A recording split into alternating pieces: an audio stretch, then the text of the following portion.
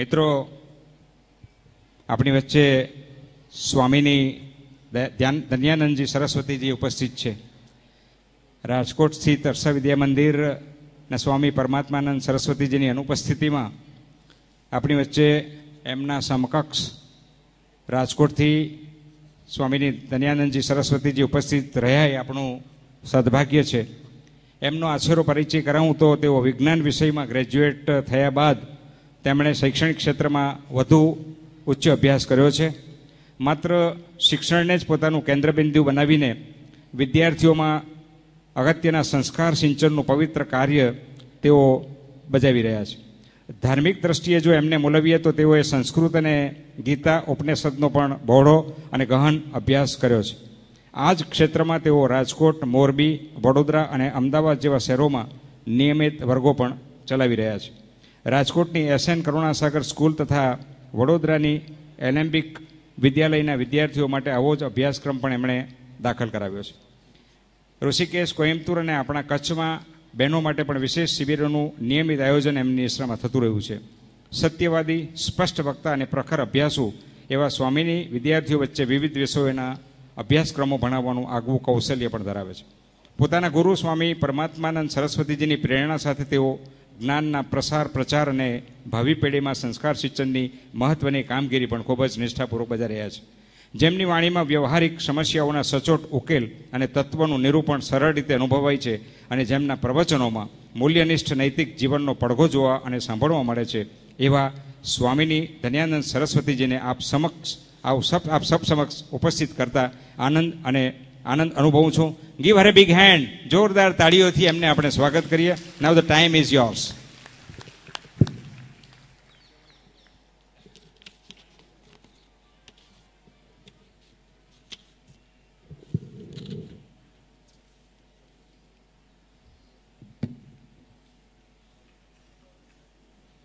ઓમ સહના ભવતુ સહનૌ ભુનક્તુ સહ વીર્યં કરવાવહે તેજસ્વિનાવધીતમસ્તુ મા વિદ્વિષાવહે. ઓમ શાંતિ શાંતિ શાંતિ. ઓમ યસ્છંદસા વૃષભો વિશ્વરૂપઃ છંદોભ્યોऽધ્યમૃતાत् સંબભૂવ સમેન્દ્રો મેધયાઃ સ્પૃણોતુ અમૃતસ્ય દેવધારણો ભૂયાસં શરીરં મે વિચર્ષણં જીહ્વા મે મધુમત્તમા કર્ણાભ્યાં ભૂરિવિશ્રુવં બ્રહ્મણઃ કોશોऽસि મેધયા પિહિતઃ શ્રુतं મે ગોપાય. ઓમ શાંતિ શાંતિ શાંતિ. શ્રુતિસ્મૃતિપુરાણાનામ આલયં કરુણાલયં નમામિ ભગવત્પાદં શંકરં લોકશંકરં શંકરં શંકરાચાર્યં કેશવં બાદરાયણં સૂત્રભાષ્યકૃતો વંદે ભગવન્તો પુનઃ પુનઃ. ઈશ્વરો ગુરુરાત્મેતિ મૂર્તિભેદ વિભાગિને વ્યોમવદ્વ્યાપ્તદેહાય દક્ષિણામૂર્તયે નમઃ. ઓમ આત્મ સ્વરૂપ સર્વે.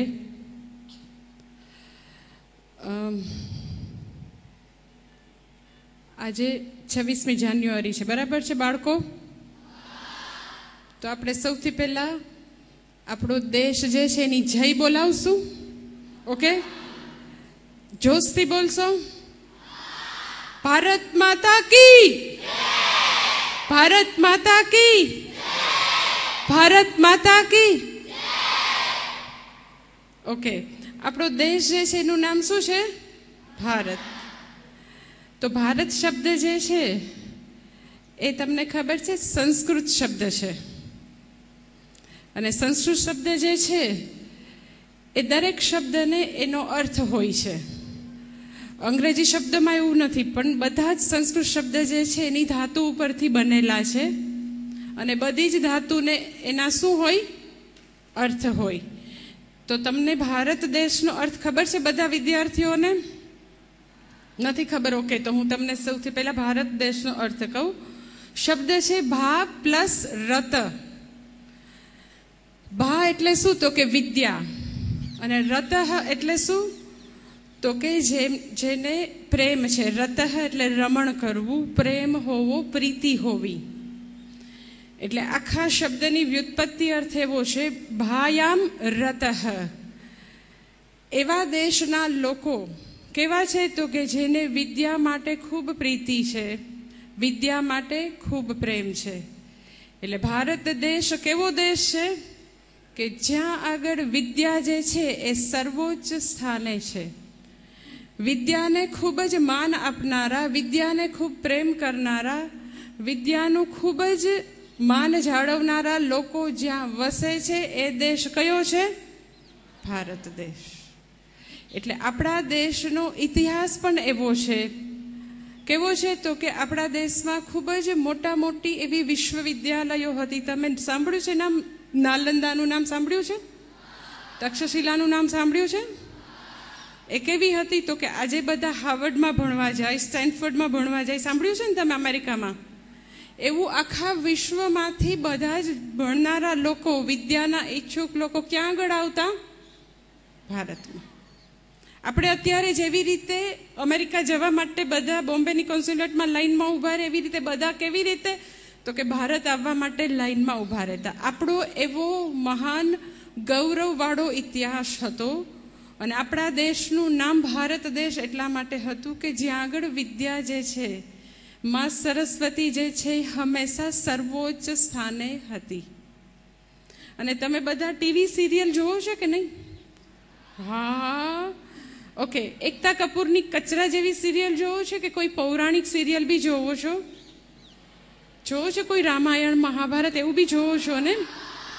ઓકે, તો તમે એમાં એવું જોયું હશે કે જ્યારે રાજા જે છે એ પોતાનો દરબાર ભરીને બેઠા હોય અને કોઈ ગુરુજન આવે તો રાજા જે છે એ પોતાના સિંહાસન ઉપરથી ઊભા થઈને નમન કરે કે નહીં? આપણો દેશ એવો દેશ હતો કે જ્યાં હંમેશા રાજસત્તાની ઉપર કોની સત્તા હતી? તો કે ગુરુજનોની સત્તા હતી, ઋષિઓની સત્તા હતી.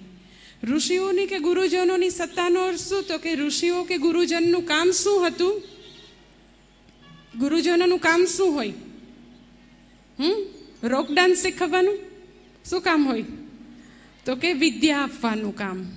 એટલે હંમેશા રાજસત્તા ઉપર, ધનની સત્તા ઉપર કોની સત્તા હતી? તો કે વિદ્યાની સત્તા હતી, જ્ઞાનની સત્તા હતી. એ આપણો ભારત દેશ છે. હવે તમે મને કદાચ એવું કહી શકો કે પણ અત્યારે તો તમારા પેરેન્ટ્સ, ટીચર્સ કે એ લોકો એવું કહી શકે પણ અત્યારે તો માતાજી એવો તો જરાય માહોલ નથી. જરાય માહોલ નથી. જેની પાસે પાવર છે, જેની પાસે પૈસા છે, જેની પાસે ઐશ્વર્ય છે, એની જ બોલબાલા છે. તમે શું માનો છો? વિદ્યા જે છે એ સર્વોચ્ચ સ્થાને છે? તો એવી એક સરસ મજાની નાનકડી વાર્તા મારા ગુરુજી મને કહેતા હોય છે ઘણી વાર. એટલે તમને બધાને જોઈને મને એક વાર્તા યાદ આવે છે. વાર્તા સાંભળશો? ઓકે. એવું બને છે એકવાર કે નારદ મુનિ જે છે એ પૃથ્વી ઉપર આંટો મારવા આવે છે. શું બોલતા બોલતા આવે? એમ બોલતા બોલતા આંટો મારે છે. ભારતમાં જાય છે, અમેરિકામાં જાય છે, જાપાનમાં જાય છે, બધા દેશમાં જાય છે. ફરતા ફરતા પછી જાય છે એ સરસ્વતી દેવી પાસે. સ્વર્ગમાં જાય છે સરસ્વતી દેવી પાસે. નારદ મુનિ આપણને એવું લાગે કે જ્યાં ને ત્યાં કંઈક ને કંઈક નારદ વેડા કરે છે. શું કરે? સહેજ ઝઘડા કરે, સહેજ કંઈક જરાક ચિનગારી ચાંપી આવે અને આપણને એવું થાય કે એ તો કંઈક ઝઘડા કરાવે છે, પણ ખરેખર ઝઘડા કરાવતા નથી. એ માં સરસ્વતી પાસે જાય છે અને કહે છે કે મેં તો આખી પૃથ્વીનું પરિભ્રમણ કર્યું અને ત્યાં મને બહુ જ એક વસ્તુ જોવા મળી. જો આપની આજ્ઞા હોય તો મને એક તમને પ્રશ્ન પૂછવો છે. તો સરસ્વતી દેવી કે હા, તમે પૂછી શકો છો. તો કે સેજ તમને કદાચ જરાક માઠું લાગે એવો બી પ્રશ્ન છે, હું પૂછી શકું? તો નારદ મુનિ કે અરે સરસ્વતી દેવી કે ના, મને વાંધો નથી, તમે પૂછી શકો છો. એટલે પછી નારદ મુનિ સરસ્વતી દેવીને એક બહુ જ સરસ પ્રશ્ન પૂછે છે કે દેવી આપ પણ સ્ત્રી છો, લક્ષ્મી દેવી પણ કોણ છે? મેં એવું સાંભળ્યું છે કે સ્ત્રીઓમાં બહુ બધી જેલસી હોય, સ્ત્રીઓમાં ઈર્ષા હોય છે. પર્સનલી હું એની સાથે એગ્રી થતી નથી. નારદ મુનિ કોને કહે છે? સરસ્વતી દેવીને, કે મેં એવું સાંભળ્યું છે કે સ્ત્રીઓમાં ઈર્ષા હોય, અને આખી પૃથ્વી ઉપર મેં પરિભ્રમણ કર્યું, બધી જ જગ્યાએ લક્ષ્મી દેવીની જ વાહવાહ, લક્ષ્મી દેવીની જ વાહવાહ. જ્યાં ને ત્યાં તમે જ્યાં બી જાઓ તો કે સમારંભોમાં તો કે જેની પાસે લક્ષ્મી છે એ, પ્રધાન કોણ બની શકે તો લક્ષ્મી છે એ, એડમિશન કોને મળે તો કે જેની પાસે લક્ષ્મી છે એ, મંદિરમાં દર્શન જલ્દી જલ્દી તિરુપતિ બાલાજીમાં કોને થાય તો કે જેની પાસે પૈસા છે એ. એટલે સર્વત્ર લક્ષ્મીનો જ જય હો છે. જય જયકાર કોનો છે? કોનો છે જય જયકાર? જ્યાં હોય ત્યાં લક્ષ્મી લક્ષ્મી લક્ષ્મી. તો દેવી સરસ્વતી દેવી તમને એની જેલસી નથી થતી? તો સરસ્વતી દેવી જે છે એ મંદ મંદ સ્મિત સાથે ખૂબ સરસ ઉત્તર આપે છે, જે જરાક તમારે ધ્યાનથી સાંભળવાનો છે. બહુ સરસ સરસ્વતી દેવી ઉત્તર આપે છે કે મને તો માં લક્ષ્મી જે છે એની જરા બી ઈર્ષા નથી થતી. શા માટે? નારદ મુનિ તો હજી બી ઉમેરે છે કે તમને ખબર છે કે તમને એવું લાગે કે બધા ડૉક્ટર બને છે ને પોસ્ટ ગ્રેજ્યુએશન કરે છે ને બહુ જ બધા આઈઆઈમાં ભણે છે ને આઈઆઈટીમાં ભણે છે. અહીંયા આપણા વરદાનભાઈ કે વૈભવભાઈની વાત નથી કરતી, એક્સેપ્શન છે, પણ એવું લાગે કે બધા બહુ જ ભણવા જાય છે. એ દેખીતી રીતે ભણવા જતા પણ આફ્ટરઓલ કોની પાછળ છે તો કે આઈઆઈએમમાંથી MBA થઈએ, આઈઆઈટીમાં ભણીએ, CA થઈએ, ડૉક્ટર થઈએ, એન્જિનિયર થઈએ તો શું થાય? સૌથી વધારે શું મળે તો કે પૈસા મળે. એટલે દેખીતી રીતે લાગતું હોય કે માં સરસ્વતી પાછળ છે, પણ ખરેખર અંડરનીથ અંદરથી કોની પાછળ છે તો કે ધનની પાછળ છે, પૈસાની પાછળ છે, લક્ષ્મીની પાછળ છે. એવું ઘણું બધું એને વધારીને નારદ મુનિ કહે છે. પણ માં સરસ્વતી દેવી ખૂબ જ મંદ મંદ સ્મિત સાથે એને જવાબ આપે છે કે છે મને તો જરા બી ઈર્ષા નથી થતી. શા માટે ઈર્ષા નથી થતી? તો કહે છે કે એ લોકો લક્ષ્મીના પ્રતાપે ખૂબ જ પૈસા હશે તો એ ઘણી બધી બુક્સ ખરીદી શકે, ઘણી મોટી લાઇબ્રેરી બાંધી શકે, ઘણા મોટું એ બિલ્ડિંગ બનાવી શકે, કેટલી બધી લાઇબ્રેરી બનાવીને કેટલાય પુસ્તકો વસાવી શકે. પણ જો એ પુસ્તકોમાંનું જો ડાપણ એને જોતું હશે તો કોની પાસે આવવું પડશે? કોની પાસે આવવું પડશે? સરસ્વતી. એટલે they can buy the books, not the wisdom. ડાપણ જે છે એ લોકો ખરીદી શકે નહીં. એ લોકો મોટા મોટા ખૂબ જ મોટા મકાનો બાંધી શકે, ઘર બાંધી શકે નહીં. શા માટે? તો સરસ્વતી દેવી કહે છે કે ઘર બનાવવા માટે જો હું હોઉં તો જ એ ઘર બનશે. હું એટલે કોણ? સરસ્વતી દેવી એટલે કોણ? તો કે સરસ્વતી એટલે સંસ્કાર. ઘરની વ્યાખ્યા શું છે? મોટું બધું મકાન બાંધી દેવું. દુનિયાનું સૌથી મોંઘામાં મોંઘું મકાન ક્યાં આગળ છે તમને ખબર છે? બોમ્બેમાં છે મકાન. તો ખૂબ જ મોટું, ખૂબ જ મોંઘું, સૌથી વૈભવી મકાન બનાવી દેવાથી એ ઘર બની જાય? તો કે ના. ઘર ક્યારે બને? કોઈ પણ મકાનને ઘર બનાવવું હોય તો એની ઘણી બધી વસ્તુઓ એની અંદર આવે, જેમાં સરસ્વતીની કૃપા હોય તો જ થઈ શકે. ઘર બનાવવા, ઘર કોને કહેવાય? તો કે સૌથી પહેલું તો કે જ્યાં વિદ્યાને સર્વોચ્ચ સ્થાન હોય એ ઘર છે. જ્યાં આગળ આપણી ભારતીય સંસ્કૃતિ ધબકતી હોય એ ઘર છે. ઘર એ છે જ્યાં આગળ પ્રમાણિક સંવાદો થાય છે, જ્યાં કમ્યુનિકેશનની ચેનલ્સ હંમેશા ખુલ્લી છે, જ્યાં આગળ કલાને સ્થાન છે, જ્યાં સાહિત્યને સ્થાન છે, જ્યાં ભોજન અને ભજન આખું પરિવાર સાથે મળીને કરે છે, એ ઘર છે. તો બહુ બધા પૈસા હોય તો વ્યક્તિ મોટું મકાન બનાવી શકે, પણ એ મકાનની અંદર એ હૂંફ, એ સંવેદનશીલતા, એ પ્રેમને ભરવા માટે એ સંસ્કાર રૂપી સરસ્વતી જોઈએ.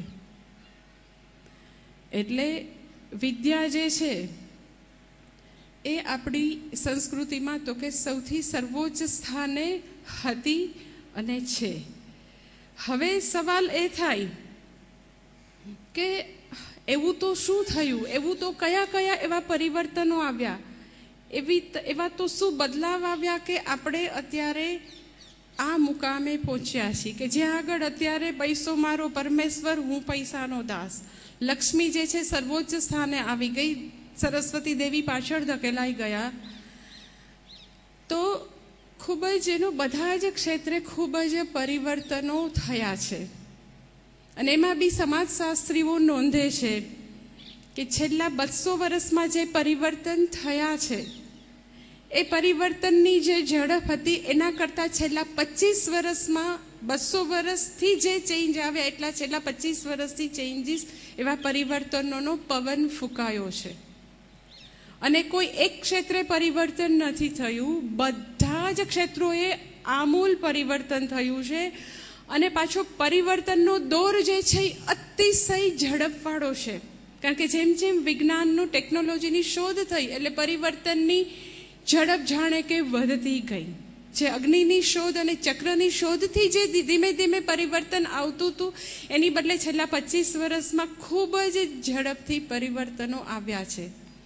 શિક્ષણ ક્ષેત્રે પરિવર્તન જો આપણે જોઈએ તો આપણી સંસ્કૃતિ એવી હતી કે બાળક જે છે એ 5 વર્ષ સુધી માનું પાલવ છોડતું નહોતું.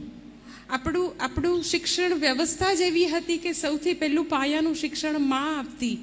અને 0 થી 5 યર્સનો ગાળો એવો છે કે જ્યારે બાળકનું અનકોન્શિયસ આકાર લેતું હોય ત્યારે કદી બાળકને માના પાલવથી જુદું પાડી જ ન શકાય. અને અગર જુદા પાડીએ છીએ આપણે 2.5 વર્ષે તો આપણે એક ન્યુરોટિક સમાજનું નિર્માણ કરીએ છીએ.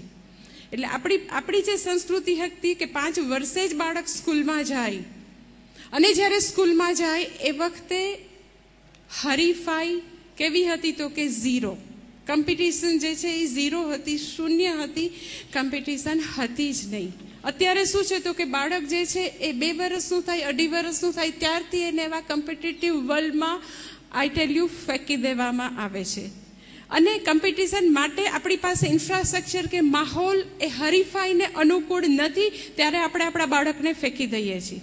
અને ઇનવેરિયેબલી જ્યારે હું મમ્મીઓના સેમિનાર લેતી હોઉં છું ત્યારે લગભગ મમ્મીઓ મને એમ કે પણ માતાજી એ તો એવું હસતું જાય છે પ્લે હાઉસમાં. તો એની પાસે બીજો ચોઈસ બી નથી. માતા પિતાને જીતવા માટે, એનો વિશ્વાસ બનાવી રાખવા માટે એણે હસવું જ પડે. એટલે એની અંદર એવી બધી મિકેનિઝમ ભગવાને મોકલેલી છે કે એણે એવી રીતે હસતા જ રહેવું પડે. એટલે શિક્ષણમાં આમૂલ પરિવર્તન આવ્યું છે. બાળકને એવા કોમ્પિટિટિવ વર્લ્ડમાં તો કે આવું નાનપણથી ફેંકી દેવામાં આવે છે. પહેલાં હરીફાઈ 0 હતી, પહેલાં આખી સામાજિક વ્યવસ્થા, માળખું આખું જુદું હતું. અત્યારે જસ્ટ ઇમેજિન કે એને કેજીમાં કે પ્લે હાઉસ માટે બી એનો ઇન્ટરવ્યૂ થાય ત્યારે બી એની મમ્મી ઘરે એને ગોખાવ્યા કરે. સો એ વ્યક્તિ જે છે કેજીથી શરૂ કરે કમ્પ્લીટ કરવાનું તો એ કદાચ ડૉક્ટરમાં MBBS બની જાય, PG પસાર કરી લે, પછી શું હરીફાઈ અટકી જાય છે તો કે ના, આખી લાઈફ એવી સ્ટ્રેસમાંથી જ એની પસાર થશે. તો શિક્ષણ ક્ષેત્રે તો કે આવું જબરજસ્ત પરિવર્તન આવ્યું. સામાજિક ક્ષેત્રે તો કે એ બી બહુ જબરજસ્ત પરિવર્તન છે કે પહેલાં આપણા જે કુટુંબો હતા એ સંયુક્ત કુટુંબો હતા. બાળકો જે છે ઘરમાં નાનકડા બાળકોને હંમેશા એક ખોળો ઉપલબ્ધ હતો. ગમે ત્યારે એની મમ્મી ખીજાય તો રડતું એની દાદી પાસે જાય.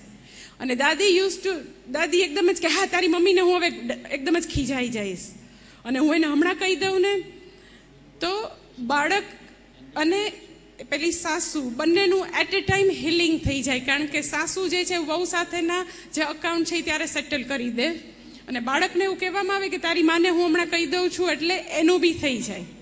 સો બાળક જે છે જ્યારે બી રડતું, જ્યારે બી એને તકલીફ થતી, તો એક ખોળો હંમેશા ફોઈ પાસે જાય, કાકી પાસે જાય, દાદી પાસે જાય. એક ખોળો એના માટે હંમેશા ઉપલબ્ધ રહેતો. અત્યારે પણ બાળક પાસે એક ખોળો ઉપલબ્ધ છે આ વિભક્ત કુટુંબમાં. કયો ખોળો? તો કે ટીવી માનો ખોળો. કયો ખોળો છે? તો કે માઓ જે છે ચાલુ કરીને મૂકી દે ટીવી, કે એ તો પછી તો હું એને પોગો મૂકી દઉં ને એને તો હું પેલી કાર્ટૂન નેટવર્ક મૂકી દઉં. પણ અત્યારના એક બી કાર્ટૂન નેટવર્ક બી એવા નથી કે જે બાળકોને બધા જ બતાવી શકે એવા હોતા નથી. કારણ કે અહીંયા જે ભાષાની વાત થઈ, તો એમાં મારે તમને એક જ ભાષાની તો ઘણી બધી ચર્ચા થઈ શકે, પણ મારે એક જ વસ્તુ કહેવી છે કે ભાષા જાય તો સંસ્કૃતિ જાય. હંમેશા આ નિયમ છે, ભાષા જાય તો સંસ્કૃતિ જાય. એટલે જે તે ભાષાની તમે સિરિયલ બતાવો કે જે બી બતાવો, તો એ લોકો એનું હશે, એની જે સંસ્કૃતિ હશે એ બતાવશે. એટલે જ્યારે આપણે આપણી ભાષા નથી આપતા, એટલે આપણે આપણી સંસ્કૃતિથી આપણા બાળકોને વંચિત રાખીએ છીએ. એટલે સામાજિક ક્ષેત્રે તો કે એવડું મોટું આમૂલ પરિવર્તન છે કે બાળક માટે અત્યારે એને જે તકલીફો છે એ તકલીફો સાંભળવાવાળું કોઈ નથી. મા બાપ બંને વર્કિંગ હોય તો એ કોની પાસે જવાનું?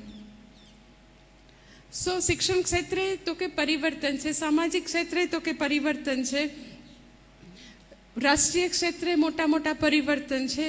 એટલે બધી જ જગ્યાએ એ પરિવર્તનનો મોટો પવન ફૂંકાયો છે. શિક્ષણમાં જે પરિવર્તન જોઈએ તો મને યાદ છે કે લાઈક આજથી 40-45 વર્ષ પહેલાં જ્યારે અમે લોકો નાના હતા, ત્યારે મને એકદમ યાદ છે, અમે નાના હતા એનીથી બી આગળનો યુગ મને યાદ છે, લાઈક 50 years બેક એવું હું સાંભળતી. આઈ એમ શ્યોર કે ઘણા વડીલોની બી ખબર હશે કે એ વખતે અમારા બે એવું નહોતું, લાઈક 4, 5, 6 ભાઈ બહેન હતા. તો પેરેન્ટ્સ જે છે મીન્સ કે પપ્પા પેલા ફાધરને પૂછે કોઈ કે તમારો દીકરો કયા સ્ટેન્ડર્ડમાં ભણે છે, તો એમ કે આવતો કે રમણ, આવતો છગન, કહેતો અંકલને તું કેટલામાં ભણે છે. એવું આજથી 50-60 વર્ષ પહેલાં એવો માહોલ હતો કે 5-6 બાળકો હોય તો મા બાપને એ ખબર નહોતી કે એનું બીજું બાળક કયા સ્ટેન્ડર્ડમાં ભણે છે. એવું હતું. મેં ઘણા બધા વડીલો પાસેથી આવું સાંભળ્યું છે. પછી અમે લોકો જ્યારે સ્કૂલમાં હતા ત્યારે એ મને એકદમ યાદ છે મારી સ્કૂલના દિવસો, કે લાઈક કે અમારા માટે અમને એવું બહુ જ ગૌરવ હતું કે ટેક્સ્ટ બુક જ અમારા ભગવાન.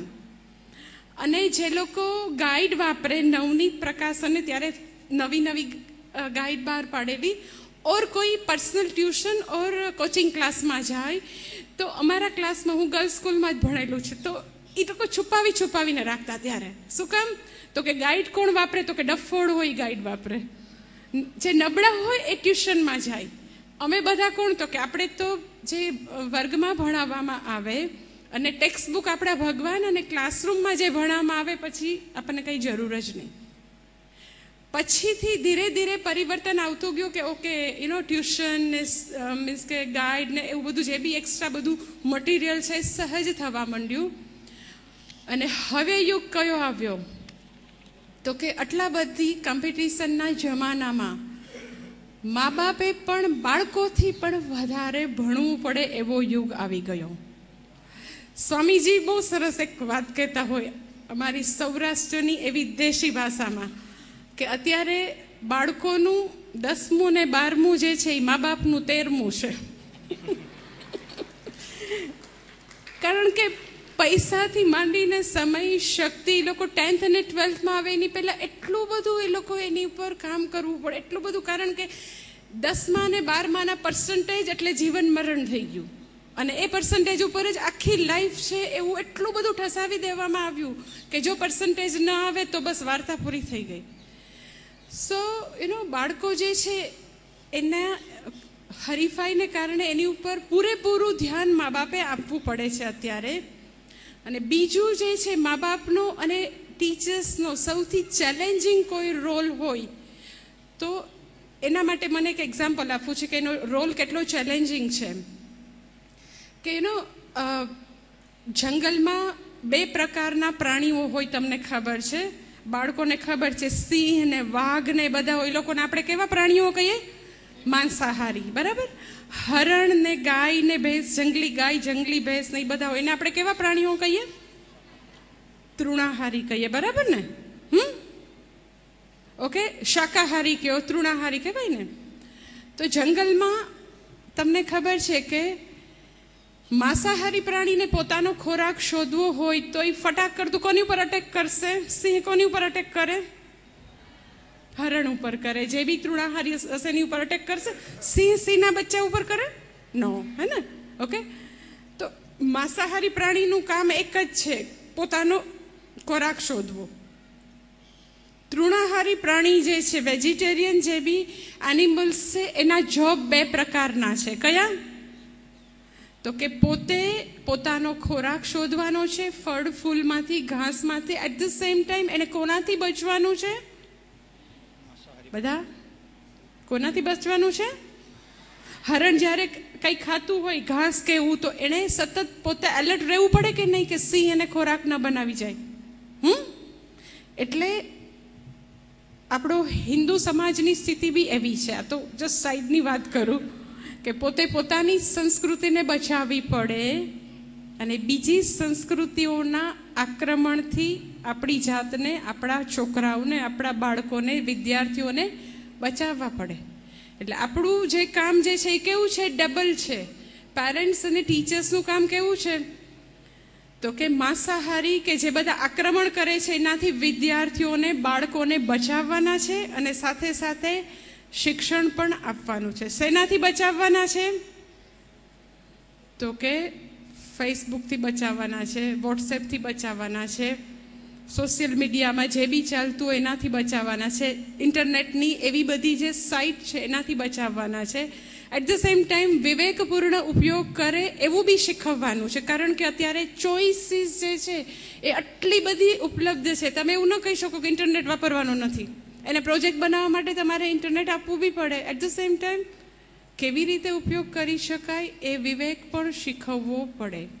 એટલે જ્યારે ખૂબ જ આપણી પાસે ચોઇસીસ ઉપલબ્ધ હોય ત્યારે એ પેરેન્ટ્સ અને ટીચર્સનું કર્તવ્ય છે કે એ શક્તિશાળી વેપનને કેવી રીતે વાપરે.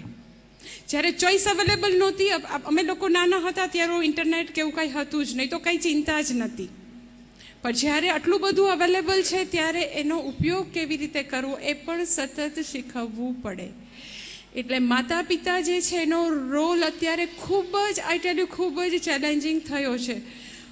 હું ઘણી બધી વાર મમ્મીઓના સેમિનાર લઉં તો મને મમ્મીઓ એવા અજબ ગજબના સવાલ પૂછતી હોય તો આપણને એવું થાય કે ખરેખર એ લોકો અપડેટ નહીં રહે. એ લોકોને જો ખબર નથી કે આટલી બધી જબરજસ્ત શક્તિ જે છે એને કેવી રીતે ચેનલાઇઝ કરવી એ ખબર નહીં હોય તો બાળકો જે છે એ બિચારા એની એજ એવી ટેન્ડર છે, એવી નાજુક છે કે એ લોકો કદાચ ક્યાંય ના ક્યાંય આ જગતમાં ખોવાઈ જશે.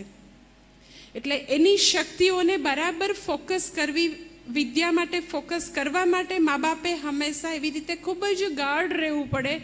એટ ધ સેમ ટાઈમ મેં તમને કીધું કે તમે એને એમ જ બંધ કરાવી દો તો બી નહીં ચાલે. તમે એને એમ જ ટોટલી છૂટ આપશો તો બી નહીં બને. એટલે મા બાપ પહેલાં તો આ બધી વસ્તુથી અપડેટ રહે. કારણ કે મા બાપ જે છે આવી રીતે બહુ કહેતા એ અમને વાપરતા ન આવડે, તો એ આઈપેડ જે છે એ મારા 8 વર્ષના બાળકને બહુ સરસ આવડે, પણ તમારે બી શીખવું પડે. એટલે મા બાપ જે છે ટેકનોલોજીથી વાકેફ રહે. એટ ધ સેમ ટાઈમ એ જે ઉંમરની જે જરૂરત છે એ જરૂરતને સમજે. ટીચર્સ બી સમજે કે ટીનેજર છે એની શું જરૂરત છે, બાળકોની શું જરૂરત છે, યુથની શું જરૂરત છે. એના માનસશાસ્ત્રને સમજવા માટે એને બી સજ્જ થવું પડે. એટલે પહેલાં માત્ર ટીચર્સને કન્ટેન્ટ ખબર હતું તો એટલા માત્રથી વાત પૂરી નહીં થાય. કન્ટેન્ટ શીખવવા માટે એ લોકોને બરાબર એ લોકોને માં ફોકસ બનાવવા માટે બીજી ઘણી બધી વસ્તુ ટીચર્સ અને પેરેન્ટ્સને જોઈશે. કારણ કે અત્યારના મેં તમને કીધું બાળકોની બધી જ કંઈક જુદી જુદી વસ્તુઓ છે. કારણ કે આજુબાજુનું જે વાતાવરણ છે ત્યાંથી એની ઉપર એટલી બધી વસ્તુઓનું આક્રમણ થઈ રહ્યું છે. અને એ પ્રવાહમાંથી તમે એમ ન કહો કે આટલો બધો ચેન્જ છે ને તો ચેન્જની બદલે હું મારી ઘરે રહીને ભણાવું એવું તો થવાનું નથી. એટલે મા બાપની અને ટીચર્સની સજ્જતા ખૂબ વધારવી પડે. ચાઇલ્ડ સાયકોલોજીનું, ટીનેજર સાયકોલોજીનું એ બધું અને બેઝિક હ્યુમન સાયકોલોજીનું જ્ઞાન સાથે જો કન્ટેન્ટ ભણાવવામાં આવે તો એ જે એનું ભણાવવાનું છે એ વધારે ને વધારે અસરકારક રહેશે. કારણ કે એક આઇન્સ્ટાઈનનું બહુ જ જાણીતું વાક્ય છે, બહુ જ સિમ્પલ વાક્ય છે કે ખરેખર એનું જે ભણાવવાનું છે બાળકોને, એમાં એક જ વસ્તુ કરવાની છે કે બાળકોને જે તે વિષયમાં રસ ઉત્પન્ન કરવું. ભણાવવું એટલે જે તે વસ્તુમાં જો રસ ઉત્પન્ન થશે તો એ બાળક શિક્ષકને શોધતું આવશે. જે ભાઈએ કીધું ને કે રવિવારે પણ સ્કૂલ ખોલો ને, એવું બાળકો ક્યારે કહે? તો એવું ત્યારે કહે કે જો એને ખરેખર એવી ભણવામાં એવું રસ આવે, એટલી બધી એને મજા આવવા માંડે તો એ કહેશે કે હા રવિવારે સ્કૂલ ખોલો. પણ એના માટે શિક્ષકના સ્તરે શિક્ષકે પોતે એટલું બધું સજ્જ રહેવું પડે, મા બાપે સજ્જ રહેવું પડે ને વિદ્યા માટેનો ખરેખર જે ભાયામ રતઃ, વિદ્યામાં જે રત રહેતા હતા, રમણ કરતા હતા, વિદ્યામાં જેને પ્રીતિ હતી, એવો આપણો દેશ હતો. અત્યારે કેવું છે તો કે વિદ્યા આપણા માટે બર્ડન થઈ ગઈ છે. કોઈને તમે પૂછો કે તને સ્કૂલ ક્યારે સૌથી વધારે ગમે તો કે રવિવારે. સૌથી વધારે સ્કૂલ ક્યારે ગમે તો કે રવિવારે. એવો માહોલ છે. અને તમારા બધાનું અહીંયા જે વિદ્યાર્થીઓ છે ને શિક્ષકો, એ બધાનું બહુ જ મોટું સૌભાગ્ય છે કે આટલું સુંદર ઇન્ફ્રાસ્ટ્રક્ચર છે. મેં તો રાજકોટમાં હમણાં નવી જે બધી સ્કૂલો ખુલી હોય તો આપણે એને સ્કૂલ કહેવાય જ નહીં, એવી બધી સાવ જેને કહેવાય ને કે એ લોકો એવી રીતે સ્કૂલ બાંધતા હોય છે. કોઈ સોસાયટીનો એક નાનકડો બંગલો હોય જેમાં ન તો પૂરું વેન્ટિલેશન હોય, ન તો કશું હોય, ત્યાં બધી સ્કૂલો શરૂ થઈ જતી હોય. એટલે ખરેખર જે અહીંયા ભણનારા વિદ્યાર્થીઓ છે, શિક્ષકો છે, એના માટે ખૂબ જ આનંદનો વિષય છે કે આટલું સરસ કુદરતી માહોલમાં આટલી બધી સરસ ઇન્ફ્રાસ્ટ્રક્ચર સાથે ભણવા મળે છે. આજે જે સ્કૂલ શરૂ થઈ એનું પણ ઇન્ફ્રાસ્ટ્રક્ચર આટલું બધું સુંદર છે. આટલા સરસ સિટી, સુરત સિટીની સાવ નજીક અને આટલું સુંદર ઇન્ફ્રાસ્ટ્રક્ચર હોય. અને એવું બની શક્યું કારણ કે ઘણા બધા લોકોએ ખૂબ દિલથી દાન આપ્યું છે. તમને બધાને સવાલ થાય કે એમાં શું પૈસા હોય તો દાન કરે ને? તો પૈસા હોય, ખૂબ જ પૈસા હોય અને છતાં બી છૂટે નહીં, એના માટે આપણે ગુજરાતી ભાષામાં એક શબ્દ છે, આવડે છે બધાને? શું કહેવાય? કંજૂસ. દાન જે છે એ તમને એવું લાગે છે કે પૈસાથી થાય દાન, પૈસા હોવા માત્રથી થાય એવું લાગે છે તમને? નો. ભગવદ્ ગીતામાં 16મા અધ્યાયમાં ભગવાન એક બહુ સરસ વાત કરે છે કે દાન કોણ કરી શકે. તો 16મા, તમને ખબર હશે ગીતાજીના અધ્યાય કેટલા છે? કેટલા? 18. ઓકે. તો 16મા અધ્યાયનું નામ છે, દરેક અધ્યાયનું નામ છે એ ખબર છે તમને? ઓકે, તો છે નામ દરેક અધ્યાયનું. 16મા અધ્યાયનું નામ છે દૈવાસુર સંપદ વિભાગ યોગ. ઓકે, દૈવી સંપત્તિની વાત છે અને આસુરી સંપત્તિની વાત છે. તો ભગવાન 16મા અધ્યાયમાં કહે છે કે દાન કોણ કરી શકે? તો કે જેનામાં દૈવી સંપત્તિ હશે એ જ દાન કરી શકે. કોણ દાન કરી શકે? બધા કરી શકે? નો. પૈસા હશે તો પૈસાની એવી 3 પ્રકારની ગતિ હોય છે. જે સૌથી ઉત્તમ ગતિ એ છે કે જે વિદ્યા માટે દાન ખર્ચી શકે, સમાજ માટે, ભારત માતા માટે દાન ખર્ચી શકે, એ ઉત્તમ ગતિ છે. બીજી ગતિ જે છે એ પોતાના ભોગ માટે, ભોગ વિલાસ માટે, એ નિમ્ન કક્ષાની છે. ને સૌથી અધમ ગતિ કઈ છે તો કે જે વ્યસનમાં વાપરે, દારૂમાં વાપરે, ડાન્સ બાર માટે પૈસા વાપરે, એ અધમ ગતિ છે. એટલે જે બી અહીંયા દાન કરનારા છે એ લોકો દૈવી સંપત્તિવાળા છે. એ લોકોની લક્ષ્મી જે છે એ ખરેખર મને પૂછો શાસ્ત્રની રીતે તો મહાલક્ષ્મી બની છે. પોતે પોતાના ધનનો શ્રેષ્ઠ વિનિયોગ કરેલો છે. એના માટે એક સંસ્કૃતમાં ખૂબ સરસ સુભાષિત છે. કારણ કે આપણને એવું થાય કે બધા લોકો દાન કરી શકતા હશે તો એક સરસ સુભાષિત છે. સુભાષિત એવી રીતે છે શતેષુ જાયતે શૂરઃ, શતેષુ જાયતે શૂરઃ, સહસ્રેષુ ચ પંડિતઃ, દશસહસ્રેષુ ચ વક્તા, દાતા ભવતિ વાનવા. કે છે શતેષુ, તો શતેષુ એટલે 100માં. 100 વ્યક્તિ એટલે એવા અમુક લોકો તમે ભેગા કરો, 100 એકાદ વ્યક્તિ કેવી હોય તો કે શૂરઃ. શૂરઃ એટલે શું? તો કે ભારત માતા માટે ફના થનારા, ભારત માતા માટે ખપી જનારા કોઈક તમને 100 એકાદ વ્યક્તિ મળે. પછી આગળ કહે છે સહસ્રેષુ ચ પંડિતઃ, એટલે હજારોમાં એકાદ વ્યક્તિ તમને એવી મળે કે જે વિદ્વાન હોય, જે પંડિત હોય, જેને વિદ્યા માટે વિદ્યાનો પ્રેમ હોય. મોટે ભાગે વિદ્યાનો દેખીતો પ્રેમ લક્ષ્મીજીનો પ્રેમ છે, પણ કોઈક રિસર્ચ સ્કોલર હોય, કોઈ મેડમ ક્યુરી જેવા, આઇન્સ્ટાઈન જેવા, કે જેને આખી લાઈફ લેબોરેટરીમાં પૂરી કરી હોય, જેને દુનિયાની ખબર ન હોય, એવા ઘણા બધા વૈજ્ઞાનિકો છે, ઘણા બધા જે માનવ જાતનું કલ્યાણ કરવાવાળા એવા ઘણા બધા રિસર્ચ સ્કોલર આજે બી છે, જેને દુનિયાની કોઈ પણ પ્રકારની એને પરવા નથી. તો એવા વિદ્યાને વરેલા લોકો હજારે એકાદ મળે. પછી આગળ કહે છે દશસહસ્રેષુ ચ વક્તા, એટલે જે આપણે જ્ઞાન જાણતા હોય એ ખૂબ જ સરસ રીતે કમ્યુનિકેટ કરવું, એનું નામ તો કે વક્તા. તો જે જાણીએ છીએ બધા લોકો સરસ રીતે નેરેટ કરી શકતા હોતા નથી. એટલે કે છે 10,000 એકાદ વ્યક્તિ તમને સારું બોલનારા મળી રહે. પછી આગળ કહે છે સુભાષિતમાં કે ઓકે તો કોઈ દાન માટે કોઈ એવો તમારી પાસે માપ છે કે લાખે મળે, 5 લાખે મળે, 10 લાખે મળે? તો આગળ સુભાષિતમાં કહે છે દાતા ભવતિ વાનવા. દાનવીર તો હોય બી ખરો, મળે બી ખરો, ન બી મળે. એટલે વાનવા કેટેગરીના લોકો જે છે એણે અહીંયા દાન કર્યું છે. એટલે દાનવીર જે છે એમ જ તમને મળી રહે એવું બને નહીં. અમારે સૌરાષ્ટ્રમાં બહુ બધા સરસ દુહા બધા જે કવિઓ છે ગાતા હોય છે.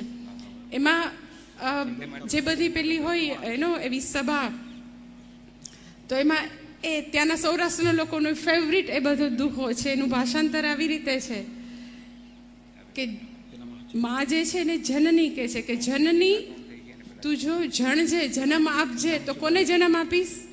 તો કે કાં તો દાતારને અથવા તો શૂરવીરને. જો એ દાતાર ન હોય, શૂરવીર ન હોય, તો તું અમસ્તું તારું નૂર જે છે એ બગાડતી નહીં, એની બદલે તું સંતાન વગરની રહેજે. એટલે એમ કે તું વાંજણી રહેજે, પણ દાતાર કે શૂરવીર સિવાયનો તું જન્મ નહીં આપતી.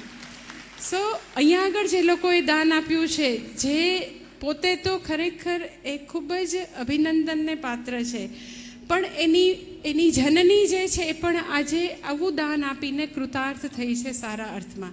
કારણ કે પોતા માટે તો બધા પૈસા ખર્ચતા હોય, પણ ભારત માતા માટે, શિક્ષણ માટે પૈસા ખર્ચનારા લોકો વાનવા, દાતા ભવતી વાનવા કેટેગરીમાં છે. એટલે એ સૌ જે દાન કરનારા છે એને ખૂબ ખૂબ અભિનંદન. અને એ જે છે દાન કરનાર, એના માટે મને હજી એક સરસ પ્રસંગ યાદ આવે છે, બાળકોને ગમે એના માટે હું એક સરસ વાત કહું. સુધા મૂર્તિનું નામ તમે સાંભળ્યું છે ઇન્ફોસિસના? મેં હમણાં થોડા વખત પહેલાં લાસ્ટ યર આવાઝ ચેનલમાં કે સુધા મૂર્તિનું ઇન્ટરવ્યૂ હું જોતી હતી. તો સુધા મૂર્તિ બહુ સરસ એક વાત કરી અને મને બહુ જ ગમી ગઈ ઇન્ટરવ્યૂમાં, કે જ્યારે નારાયણ મૂર્તિ જે છે ને એવો વિચાર આવ્યો કે આપણું જે ધન છે, જેને યુવા ધન જે છે, જે સોફ્ટવેર એન્જિનિયર છે, બધા નોકરીની તલાશમાં અમેરિકા ચાલ્યા જાય છે. તો હું એવી કંપની ખોલું કે જેથી યુવા ધન બહાર જતું અટકે. એટલે ઇન્ફોસિસનો એને એના ફ્રેન્ડ્સને વિચાર આવ્યો. સુધા મૂર્તિ કહે છે એ વખતે હું ટેલ્કોમાં કામ કરતી, પણ નારાયણ મૂર્તિને ઇન્ફોસિસ સાહસ શરૂ કરવું હતું, એટલે થોડા સમય પછી એણે ટેલ્કોમાંથી રાજીનામું આપ્યું. ટેલ્કોમાંથી રાજીનામું આપીને એ જ્યારે નીચે ઉતરતા હતા દાદરા પર, તો સામેની વિંગમાં એ વખતે JRD ટાટા જીવંત હતા, એ મહામાનવને જોવે છે. તો એને એવું થાય છે કે ચલો છેલ્લે છેલ્લે હું એમને પ્રણામ કરીને આવું. એટલે સુધામૂર્તિ એમને પ્રણામ કરવા જાય છે જેઆરડીને. તો જેઆરડી બહુ જ સરસ એને એક સવાલ પૂછે છે કે શા માટે રેઝિગ્નેશન આપે છે અને એવું બધું એને સવાલ પૂછે છે. એટલે કહે છે કે મારા પતિ જે છે ઇન્ફોસિસ નામનું સાહસ શરૂ કરી રહ્યા છે ને મારે એમાં હેલ્પ કરવાની છે. તો જેઆરડી એને સરસ સવાલ શું કરે છે કે ઇન્ફોસિસ જ્યારે પ્રોફિટ કરશે ત્યારે એ ધનનું તું શું કરીશ? તો સુધામૂર્તિ ઇન્ટરવ્યુમાં કે એ સરસ નેરેટ કરતા હતા કે મને એવું પૂછ્યું કે ઇન્ફોસિસ કમાણી કરશે ત્યારે શું કરીશ? તો કે મેં એમને જવાબ ન આપ્યો, હું ખાલી નીચું જોઈ ગઈ. ફરીથી એમણે પૂછ્યું એટલે મેં અચકાતા કીધું કે અમે બેંક કરપ્ટ ન થાય ને તોય સારું. કારણ કે એને તો આમ થતું હતું કે આ શું આ કંપની શરૂ કરશે, બધી જ મૂડીયામાં વપરાઈ જશે, ટેલ્કોની સ્ટેબલ જોબ મૂકીને આ તો શું કરી રહ્યા છે. એટલે એને જેઆરડી કહે છે અરે કોઈ સાહસ શરૂ કરીએ ત્યારે આવી નેગેટિવ એટીટ્યુડથી તો શરૂ ન જ કરાય. અને ફરીથી પ્રશ્ન દોહરાવે છે કે ઇન્ફોસિસ પ્રોફિટ કરશે ત્યારે શું કરીશ? એટલે સુધામૂર્તિ કે મેં એકદમ હેઝિટેટ થઈને કીધું કે ઓકે આપ જ મને કહો કે શું કરી શકાય. તો એ વખતે એ મહામાનવ એ જેઆરડી એને જવાબ આપે છે કે તું આ દેશનું ઋણ ચૂકવવાનું ભૂલતી નહીં. એક જ એને એક વાક્ય જે જેઆરડીએ કીધું. તો આજે જસ્ટ ઇમેજિન કે એક સ્ત્રીને કારણે આજે ઇન્ફોસિસ કેટલા બધા સેવાના કાર્ય કરે છે. કારણ કે આપણા બધા ઉપર આપણા રાષ્ટ્રનું, આ ધરતીનું, આ માટીનું ઋણ છે. એટલા માટે પણ જે લોકો બી દાન કરે છે, જેનાથી આવી રીતે સહજ રીતે છૂટે છે, બધા જ ખરેખર ખૂબ જ અભિનંદનને પાત્ર છે. અને ભગવાન હંમેશા એને આવી પ્રેરણા કરે, ખૂબ અને ખૂબ પોતાના લક્ષ્મીનો, ધનનો આવો વિનિયોગ કરે અને આવી રીતે એ હંમેશા શુભ કાર્યો કરતા રહે એવા આશીર્વાદ. કારણ કે શુભ કાર્યો કરનારાની લક્ષ્મી, આઈ ટેલ યુ, હું તમને પ્રોમિસ આપું છું, એની લક્ષ્મી કોઈ દિવસ ઘટતી નથી. ટાટાસ જે છે ફેમિલી, એ લોકો વર્ષોથી આપણા દેશમાં સારા કાર્ય કરે છે. તમે જોયું એની લક્ષ્મી ઓછી થઈ? એટલે જે શુભ કાર્યો કરવાવાળા છે એની લક્ષ્મી દિન પ્રતિદિન વધે. કારણ કે દેખીતી રીતે લૌકિક જગતમાં તમે એ ચેક આપો છો, પણ ભગવાનના અકાઉન્ટમાં ખરેખર આપણે થાપણ મૂકીએ છીએ. એટલે જ્યારે બી એમણે ભાઈએ એક સરસ એક વાક્ય બોલ્યા, જે શાસ્ત્રનું વાક્ય છે કે જ્યારે આપણી પાસે ભગવાનની મહેર છે ત્યારે બી આપણે શુભ કાર્યો કરવા, જેથી કરીને આપણી પાકેલી ફિક્સ ડિપોઝિટ સતત ચાલુ રહે. અને જો આપણને મુશ્કેલીનો સમય છે તો જરૂર શુભ કાર્ય કરવા, જેથી કરીને દુઃખના દિવસો દૂર થાય. પણ શુભ કાર્યો કરવાનું ચાલુ જ રાખવું. કદાચ ધનથી વિનિયોગ ન થાય તો આપણા રિસોર્સિસ, આપણી પાસે જે શક્તિ છે, સમય છે, એનો વિનિયોગ આપણે આપણા રાષ્ટ્ર માટે હંમેશા આપતું રહેવું.